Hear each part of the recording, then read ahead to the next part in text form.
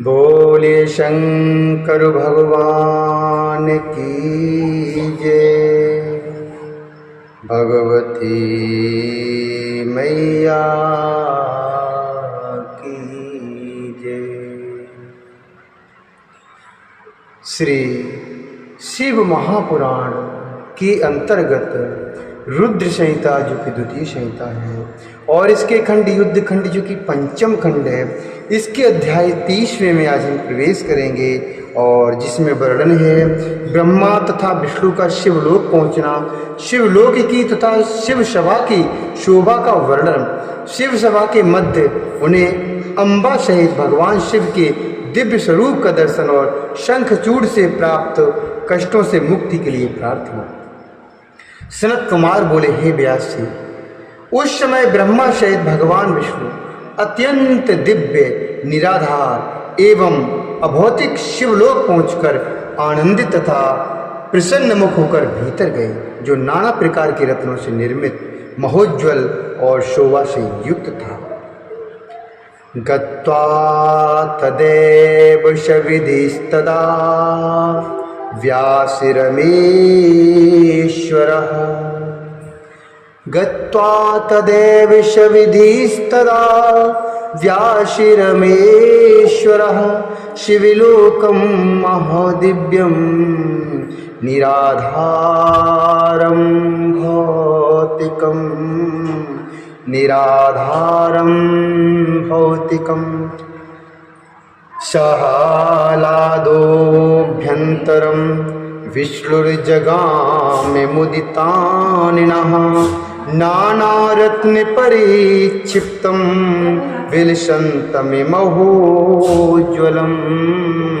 विलसन्तं महोज्ज्वलं सप्राप्य प्रथमं द्वारं विचित्रं गणसेवितं शोभितं पर्यालक्ष्म्या महोच्चमतिसुन्दरं। महोच्चमतिसुन्दरं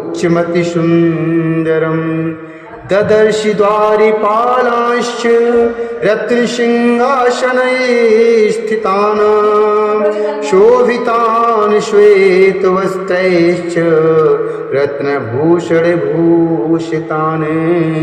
रत्नभूषणभूषितान्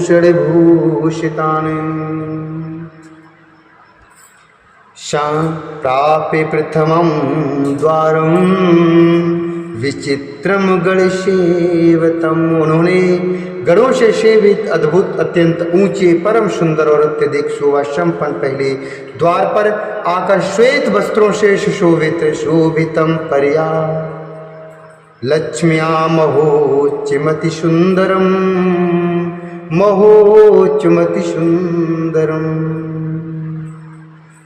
उन्होंने गणों से सेवित अद्भुत अत्यंत ऊंचे परम सुंदर और अत्यधिक शोभा संपन्न पहले द्वार पर आकर श्वेत वस्त्रों से सुशोभित रत्नमय आभूषणों से भूषित रत्न के सिंहासन पर स्थित 5 मुख तथा 3 नेत्र वाले गौर तथा सुंदर शरीर वाले त्रिशूल धारण किए हुए और भस्म तथा रुद्राक्ष से सुशोभित महावीर द्वारपालों को देखा। तब ब्रह्मा के सहित विष्णु ने बड़ी विनम्रता के साथ उन्हें प्रणाम करके प्रभु दर्शन के निमित्त सारा वृत्तांत बताया। तब उन्होंने आज्ञा प्रदान की और वे उनकी आज्ञा से प्रविष्ट हुए। दूसरा द्वार भी परम मनोहर विचित्र तथा अत्यंत प्रभायुक्त था। प्रभु के पास जाने के लिए उन्होंने वहां के द्वारपाल से वृत्तांत निवेदित किया और उस द्वारपाल से आज्ञा प्राप्त कर वे अन्य द्वार में प्रविष्ट हुए। इस प्रकार 15 द्वारों में क्रम से प्रवेश करके वे पद्मयोनि एक विशाल द्वार पर पहुंचे। इस प्रकार 15 द्वारों में क्रम से प्रवेश करके वे पद्मयोनि एक विशाल द्वार पर पहुंचे और उन्होंने वहां नंदी को देखा। उन्हें भली भांति नमस्कार तथा उनकी स्तुति करके विष्णु जी ने पूर्व की भांति उन नंदी से आज्ञा प्राप्त करके धीरे से प्रसन्नता पूर्वक भीतर की ओर प्रवेश किया। वहां पहुंचकर उन लोगों ने शिव जी की उच्च महासभा देखी, जो महाप्रभा से युक्त सुंदर शरीर वाले, शिव के स्वरूप वाले, शुभ कांति वाले, 10 भुजाओं वाले, 5 मुखों वाले, 3 नेत्रों वाले, नीले कंठ वाले, परम कांति से युक्त रत्नमय रुद्राक्ष तथा भस्म रूप आभरक्षण आभरणों तथा भस्म रूप आभरणों से भूषित पार्षदों से घिरी हुई थी।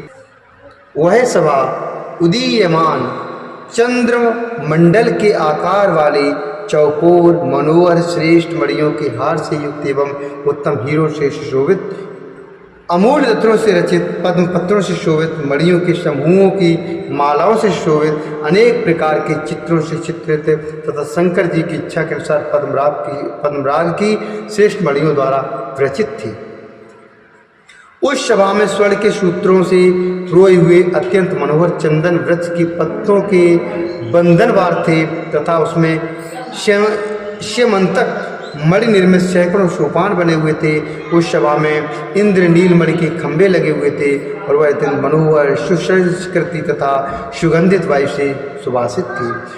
उसकी चौड़ाई हजारों योजन थी और वह अनेक सेवकों से भरपूर थी। सुरेश्वर विष्णु ने उस सभा में अम्बा पार्वती से भगवान शंकर को देखा। उस सभा के बीच में अमूल रत्न निर्मित विचित्र सिंहासन पर बैठे हुए शिवजी ताराओं के बीच चंद्रमा की भांति शोभित हो रहे थे। वे किरीट कुंडल एवं रत्नों की माला से शोभित थे। सभा सभी अंगों में भस्म लगाए हुए थे तथा हाथों में लीला कमल धारण किए हुए थे। वे अपने आगे होने वाले गीत एवं नृत्य को बड़ी प्रसन्नता के साथ मुस्कुराते हुए देख रहे थे। वे उमापति शांत प्रसन्न मन तथा महान उल्लास से युक्त थे और भगवती के द्वारा दिए गए सुगंधित तांबूल का सेवन कर रहे थे। गण लोग परम भक्ति से श्वेत चमर डुला रहे थे और सिद्धगण भक्ति से सिर झुकाए चारों ओर से उनकी स्तुति कर रहे थे। उन गुणातीत परमेश्वर तीनों देवताओं को उत्पन्न करने वाले सर्वव्यापी निराकार निर्विकल्प अपनी इच्छा से सगुण रूप धारण करने वाले माया रहित अजन्मा आदिदेव मायाधीश परात्पर प्रकृति एवं पुरुष से भी परे विशिष्ट पर पूर्णतम समभाव वाले अपने प्रभु शिव को देखकर ब्रह्मा एवं विष्णु हाथ जोड़कर प्रणाम करके उनकी स्तुति करने लगे। विष्णु और ब्रह्मा जी बोले, हे देवदेव, हे महादेव। देव देव महादेव परब्रह्माखिलेश्वर त्रिगुणातीत निर्व्यग्र त्रिदेव जनक प्रभु त्रिदेव जनक प्रभु वयं ते शरणापन्ना रक्षास्मान् दुःखितान् विभो रक्षास्मान् दुःखितान् विभो शङ्खचूडारिदितान् क्लिष्टान् सन्नाथान् परमेश्वरः सन्नाथान परमेश्वर। विष्णु और ब्रह्मा बोले, हे देव देव, हे महादेव, पर ब्रह्म, हे अखिलेश्वर, हे त्रिगुणातीत, हे निर्विघ्न, हे त्रिदेव जनक, हे प्रभु, हम आपकी शरण में आए हुए हैं। हे विभो, हे परमेश्वर, शंखचूड़ के द्वारा पीड़ित तथा संतप्त किए गए हम दुखित तथा अनाथों की रक्षा कीजिए। यह गोलोक जिसकी स्थिति आपके ही द्वारा है, उस गोलोक के अधिष्ठाता आपने श्री कृष्ण को नियुक्त किया है। उनका श्रेष्ठ पार्षद सुदामा प्रारब्धवश राधिका के साप से शंखचूड़ नामक दानव के रूप में उत्पन्न हुआ है। हे शंभो, उसने हम लोगों को नाना प्रकार की यातनाएं देकर स्वर्गलोक से निकाल दिया है। अपने अधिकारों से वंचित देवता लोग पृथ्वी पर घूम रहे हैं। हे महेशान, आपके बिना वह अन्य देवताओं से नहीं मारा जा सकता, अतः आप उसका वध कीजिए और सभी लोगों को सुखी बनाइए। हे प्रभु, आप ही निर्गुण, सत्य, अनंत एवं अनंत पराक्रम वाले हैं। आप सगुण प्रकृति एवं पुरुष से परे तथा सर्वत्र व्यापक हैं। हे प्रभु, आप सृष्टि काल में रजोगुण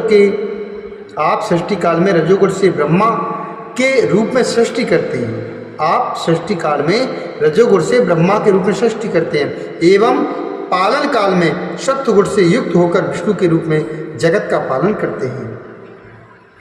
प्रलय काल में तमोगुण से युक्त होकर रुद्र के रूप में इस जगत का संहार करते हैं एवं त्रिगुण से परे चौथे शिव नामक ज्योति स्वरूप भी आप ही हैं। आप अपनी दीक्षा से गोलोक में गायों का पालन करते हैं तथा आपकी गौशाला में श्री कृष्ण दिन रात क्रीड़ा करते रहते हैं। आप सबके कारण तथा स्वामी हैं, आप सबके कारण तथा स्वामी हैं और आप ही ब्रह्मा विष्णु, आप ही ब्रह्मा विष्णु तथा ईश्वर हैं। आप निर्विकारी सदा साक्षी परमात्मा एवं परमेश्वर हैं। आप दीनों एवं अनाथों के सहायक हैं, दीनों के रक्षक, दीन बंधु, त्रिलोकेश एवं शरणागत वत्सल हैं। हे गौरीश, हे परमेश्वर, आप प्रसन्न हो जाइए और हम लोगों का उद्धार कीजिए। हे नाथ, हम लोग आपके अधीन हैं, अतः जैसी आपकी इच्छा हो वैसा कीजिए। सनत कुमार बोले, हे व्यास जी, इस प्रकार कहकर वे दोनों देवता ब्रह्मा एवं विष्णु विनम्र हाथ जोड़कर शिव को नमस्कार करके मौन हो गए। इति श्री शिव महापुराणे द्वितीयां रुद्र संहितायां पंचमे युद्ध खंडे शंखचूडवधे देवदेव स्तुतिर्नाम त्रिंशोऽध्याय। इस प्रकार श्री शिव महापुराण के अंतर्गत द्वितीय रुद्र संहिता के पंचम युद्ध खंड में शंखचूड वध के अंतर्गत देव स्तुति वर्णन नामक 30वां अध्याय पूर्ण हुआ। बोलिए शंकर भगवान की जय, भगवती मैया की जय।